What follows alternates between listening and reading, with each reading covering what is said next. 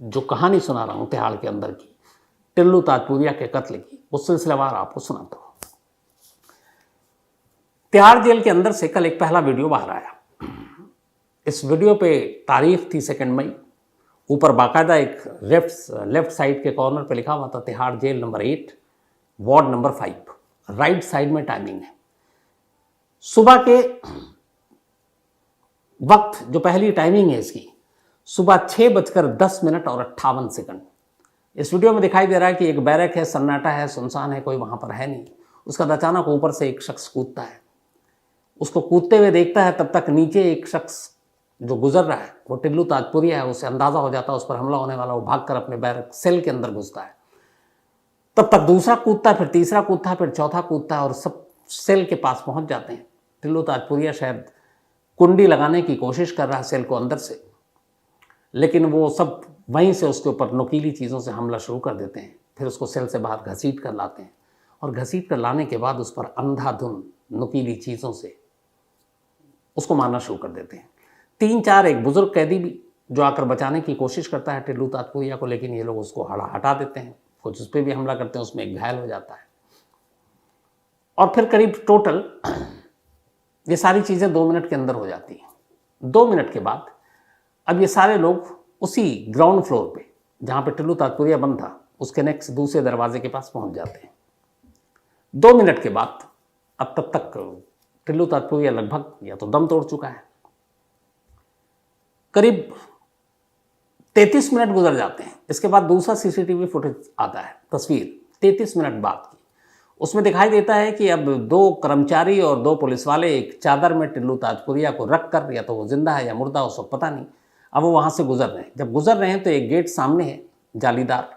उस गेट के पीछे वही लड़के खड़े हैं जिन्होंने कुछ देर पहले टिल्लू ताजपुरिया पर हमला किया, और उनके हाथ में अब भी वो हथियार है। कमाल की बात यह है, उसके बाद जैसे ही उस गेट के पास टिल्लू ताजपुरिया को घायल या मुर्दा लेकर आते हैं, वो दरवाज़ा खुलता है, वही हमलावर फिर से आते हैं पुलिस वाले, वहीं चादर और टिल्लू ताजपुरिया को ज़मीन पर रख देते हैं। और उस वक्त एक एक करके फिर फ्रेम में दिखाई देते हैं 10 पुलिस वाले। अब वही लोग उस मुर्दा या बेहोश या मरने जा रहे टिल्लू ताजपुरिया के ऊपर फिर से एक बार हमला करते हैं। पर तस्वीर ये है कि इस बार जब हमला कर रहे हैं तो सारे पुलिस वाले उनके चारों तरफ खड़े हैं। पुलिस वालों के पैर पीछे होने धीरे धीरे। सिर्फ एक पुलिस वाला है जो फ्रेम में या कैमरे में दिखाई देता है कि वो बचाने की कोशिश कर रहा है, बाकी सब पुलिस वाले पीछे। कमाल के बहादुर और जाबाज पुलिस वाले थे। इसके बाद उनकी मौजूदगी में जी भर के फिर से वो लोग टिल्लू ताजपुरिया को मारते हैं, लातों से मारते हैं, उस नुकीले हथियार जो उन्होंने जेल में बनाए थे उससे मारते हैं। चारों तरफ वही मंजर। और जब उनको लग गया, अब यकीन हो गया कि अब किसी भी कीमत पर कोई भी डॉक्टर इसको बचा नहीं सकता, तब फिर वो थोड़ा हल्के पड़ते हैं, शायद थक भी गए। फिर उसके बाद पुलिस वाले आगे आते हैं, उन लोगों को अंदर सेल में रखा जाता है। फिर उसी रास्ते से टिल्लू ताजपुरिया को उसी चादर में लपेट कर फिर वहाँ से निकल जाते हैं। ये पूरा 2 सीसीटीवी कैमरे की तस्वीरें हैं। मैं आपको दिखा इसलिए नहीं सकता कि कुछ गाइडलाइंस है, और ऐसे हीनियस तस्वीरें वैसे मेरा अपना भी मानना देखना नहीं चाहिए, क्योंकि मैंने देखा तो कल रात भर मुझे नींद नहीं आई। तो ये पूरी तस्वीर में कैद। अब कहानी आपको तो पता ही है, टिल्लू ताजपुरिया और गोगी गैंग के बीच में लड़ाई थी। गोगी को टिल्लू ताजपुरिया ने अपने शूटर से निपटवा दिया। उसके बाद से ही टिल्लू ताजपुरिया के ऊपर खतरा था। लेकिन तिहाड़ जेल के अंदर ये सब कुछ हुआ। इतना बड़ा जेल, 13,000 वहाँ कैदी, ये हुआ कैसे? यही कहानी मैं आपको सुनाना चाहता हूँ। Jail number 8 ward number 5 Tillu Tajpuriya बंद था। इस जेल में भी उसको सिर्फ 15-20 मतलब इस वार्ड में 15 से 20 दिन पहले लाया गया था। इससे पहले वो किसी और वार्ड में था। अब 15-20 दिन पहले क्यों लाया गया ये समझ में नहीं आ रहा है। क्यों, उसकी वजह बताता हूँ। जिस वार्ड में ये नीचे लाया गया उसमें अलग अलग बैरक और सेल है, और टिल्लू ताजपुरिया को थ्रेट है, ये जेल प्रशासन को ही पता है। इसके ठीक ऊपर ये ग्राउंड फ्लोर पे है, उसके फर्स्ट फ्लोर पे एक दूसरा पूरी जेल है, उसमें बैरक और सेल है। अब जो फर्स्ट फ्लोर है और ग्राउंड फ्लोर है उसमें आने जाने का कोई रास्ता नहीं है, यानी फर्स्ट वाला ग्राउंड पे नहीं आ सकता, ग्राउंड वाला फर्स्ट पे नहीं जा सकता। ऊपर में लोहे की जाली लगी हुई है, और उन जालियों से आप नीचे आ नहीं सकते क्योंकि गैप ही नहीं है इतना। और इत्तेफाक से उन जालियों पे कोई सीसीटीवी कैमरा भी नहीं है, बाकी तो कैमरे लगे हुए हैं। तब ऊपर से नीचे जाने का एक अलग रास्ता है, वो आप सीधे नीचे आते हैं ग्राउंड पे, लेकिन दूसरे रास्ते से आप इस जिसमें ताजपुरिया बंद है, आप उस बैरक उस वार्ड के अंदर दाखिल ही नहीं हो सकता फर्स्ट फ्लोर वाला। उसी तरह ग्राउंड फ्लोर वाला भी फर्स्ट फ्लोर पे जा ही नहीं सकता, क्योंकि वो बीच में छत की जो जाली की सारी एक पूरी दीवार बनी हुई है, वो जालियां लगी हुई हैं। अब यह जिस वार्ड में था तिल्लू ताजपुरिया, ये थोड़ा हाई गार्डेड मतलब गार्डेड वार्ड है, मतलब ऐसे लोग जहां जिनकी खतरा ज़्यादा होता है जान का।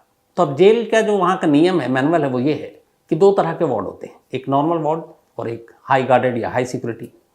नॉर्मल वार्ड में एक सुरक्षा गार्ड की ड्यूटी होती है 24 आवर्स अलग अलग शिफ्ट में। जो हाई गार्डेड है जिसमें सुरक्षा ज़्यादा होती है, उसमें कम से कम 3 गार्ड की ड्यूटी होती है 24 घंटे बदल बदल कर। लेकिन इन दोनों वीडियो को जब आप देखेंगे तो दोनों में से एक भी सुरक्षा गार्ड या टीएसपी तमिलनाडु सिक्योरिटी पुलिस जो वहाँ पे लगी हुई है, उनमें से उनका कोई बंदा दिखाई नहीं देता, सिर्फ कैदी हैं और यही लोग हैं, कोई सुरक्षा गार्ड नहीं। अब सवाल ये है कि जब हाई गार्डेड बैरक या वार्ड है तो उसमें फिर पुलिस वाले की ड्यूटी क्यों नहीं थी? और ये झूठ इसलिए नहीं है क्योंकि कैमरा तो कुछ झूठ बोलता नहीं है, कैमरे में कहीं कोई नज़र नहीं आया। चलिए इसको हटाइए। ये लोग आए कैसे, इन्होंने मारा कैसे, इन्होंने ऐसा कैसे प्लान किया, उसकी पूरी डिटेल आई है। सबसे पहले इन सबको पता था, जब 15-20 दिन पहले टिल्लू ताजपुरिया आया और नीचे ग्राउंड फ्लोर पे उसको रखा गया, तो ऊपर फर्स्ट फ्लोर पे चाहे वो लॉरेंस बिश्नोई कहिए, गोगी गैंग के लोग कहिए, उनके गुर्गे ऊपर बंद हैं। और अब उन्हें लगा गया उनका शिकार नीचे आ गया, अब उस तक पहुंचना और उसे मारना है, बदला लेना है। पर कैसे? हथियार पिस्टल उन तक पहुंचा नहीं है। सबसे बड़ी पहले तो मसला ये है कि नीचे कैसे जाया जाए, क्योंकि हर कैदी जो बैरक और वार्ड अलग होता है वो दूसरे कैदी से मिलेगा नहीं, और जो ऐसे जिनके रिस्क ज़्यादा होता है वो कैदियों से जब मिलने का भी दिन होता है तो आपस में एक दूसरे से उनको नहीं मिलाया जाता, दूर रखा जाता है। तो पहला मसला था नीचे जाने का, फर्स्ट फ्लोर से नीचे। उन हमलावरों ने तरीका सोचा। उन्होंने क्या किया कि एक तो बारिश पुराना भी हो गया बहुत, जो छत की जाली लगी हुई उसमें अब जंग लग रहा है, एकदम फिल्मी स्टाइल में। उन्होंने धीरे धीरे, कैमरा तो था नहीं, बहुत ही खामोशी से उस छत की जाली को काटना और कमज़ोर करना शुरू किया, इस तरीके से किसी को पता ना चले। और वो इस तरीके से करते थे कि पूरी तरह से वो कटे भी नहीं और पूरी तरह से जाली अलग भी ना हो, जो रॉड है। बस इतना कि अगर वो धीरे धीरे सब कर दें और उसके बाद किसी दिन एक जोर का लात मारें तो वो उतना टूट जाएगी जिससे एक इंसान नीचे उतर सकता है। तो इन्होंने पिछले जब 15-20 दिन पहले टिल्लू ताजपुरिया नीचे के ग्राउंड फ्लोर पे आया, ऊपर फर्स्ट फ्लोर पे ये काम शुरू हो गया, उन जालियों को काटने का काम। अब धीरे धीरे इन्होंने जाली को काटना और उसको कमज़ोर करना शुरू किया। अब उन्हें लगा ये काम तो हो गया, लेकिन अब हमला कैसे हो? पिस्टल नहीं, हथियार नहीं, चाकू नहीं। अब इन्होंने दूसरा काम किया। इनके जो सेल में एग्जॉस्ट फैन लगा हुआ था, उस एग्जॉस्ट फैन की जो जाली थी, उस एग्जॉस्ट फैन को हटाया और उसकी जाली से इन्होंने नुकीले हथियार बनाने शुरू किए, लोहे की जाली से छोटे छोटे हथियार। अब एग्जॉस्ट फैन हटाने के बाद कई दिन लगे इनको उस हथियार को घिसने बनाने में। कमाल ये है कि जो भी वहाँ पे, चूँकि जेल में अक्सर लोग जो पहरा देते हैं गार्ड, वो घूमते हैं, हर बैरक हर सेल के ऊपर नज़र डालते हैं, उनमें से किसी ने देखा ही नहीं कि एक सेल से एक एग्जॉस्ट फैन गायब है। अगर वो देख लेते तो उसी वक्त उन्हें शक होता, फिर उसका तलाशी होती तो ये नुकीले हथियार पकड़े जाते, लेकिन किसी ने नहीं देखा और वो एग्जॉस्ट फैन गायब, उसकी जाली से अब बन रहे हैं हथियार। अब इनका इरादा था मंडे को, यानी 1 मई को टिल्लू ताजपुरिया को मारने का। लेकिन हुआ यह कि 1 मई को टीएसपी यानी कि तमिलनाडु सिक्योरिटी पुलिस जो तिहाड़ की सुरक्षा में अंदरूनी इंटरनल लगी होती है, उस दिन उनके काफ़ी राउंड थे। ये होता है अभी, क्योंकि मंडे का दिन था, तो उन्हें लगा कि इतने राउंड हैं तो मुश्किल है इतने कम वक्त में ये काम करना। उन्होंने टाल दिया। अब उन्हें पता चला ट्यूसडे को थोड़ा टीएसपी के राउंड कम है, उन्होंने ट्यूसडे को चुना। जाली कमज़ोर है, ऊपर से नीचे का आने का अब उनका एक रास्ता हो चुका है। एग्जॉस्ट फैन को हटाकर उसकी जालियों से इन्होंने लोहे की हथियार बना लिए। अब इन्हें यह भी पता है कि नीचे जाकर जब मारेंगे तो फिर पकड़े भी जाएंगे, फिर जेल के स्टाफ या टीएसपी वाले वो सब जो हैं वो अच्छी खासी इनकी भी पिटाई करेंगे।